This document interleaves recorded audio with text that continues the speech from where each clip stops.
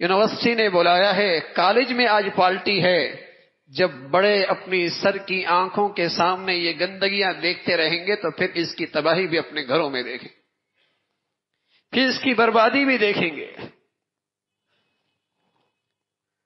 جس معاشرے میں یہ گندگی فروغ پاتی ہے وہاں گھروں کا سکون رخصت ہو جاتا ہے۔ شاید اس 100 سالہ کے اندر جتنا اس نے مادی ترقی مسلمان نے کی ہے اس کا تصور بھی نہیں ہے، لیکن جتنی بے چینی اور بے سکونی اس کے گھروں میں آئی ہے شاید اس کا بھی تصور نہیں تھا۔ ہاں، یہ ترقی اپنے ساتھ ساتھ بے حیائی بھی لے کے آئی ہے۔ یہ جس قدر دولت بڑھتی چلی گئی، جسم کا لباس اترتا چلا گیا، دوپٹہ جاتا چلا گیا، گھروں کے اندر سے بیٹیاں بہنیں بے حجابانہ انداز میں نکلنا شروع ہو گئی، جس کا کبھی تصور نہیں تھا۔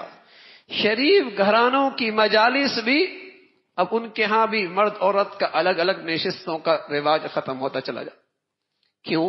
اس لیے کہ یہ بے حیائی، یہ تعلیم یافتہ ہونے کا، ماڈرن ہونے کا، روشن خیال ہونے کی بڑی علامت ہے۔ ہم کیوں پیچھے رہیں؟ ہم کیوں پیچھے رہیں؟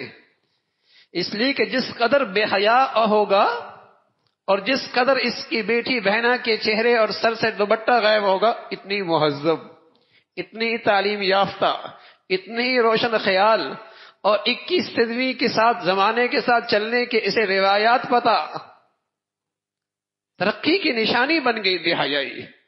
اور رسول اللہ صلی اللہ علیہ وسلم نے بتایا کہ جہاں سے حیا گیا وہاں سے ایمان گیا۔ یہ دونوں جوڑوے ہیں، رہتے ہیں تو دونوں آتے ہیں، جاتے ہیں تو دونوں جاتے ہیں۔ چاہے نمازی ہو، چاہے حاجی ہو، چاہے روزے دار ہو، چاہے صدقہ خیرات ہو، حیا رخصت ہو گئی، ایمان رخصت ہو گیا۔ چاہے نمازی ہو، چاہے حاجی ہو، چاہے روزے دار ہو، چاہے صدقہ خیرات کرتا ہو، حیا رخصت ہو گئی، ایمان رخصت ہو گیا۔ ایمان کوئی نہیں رہا۔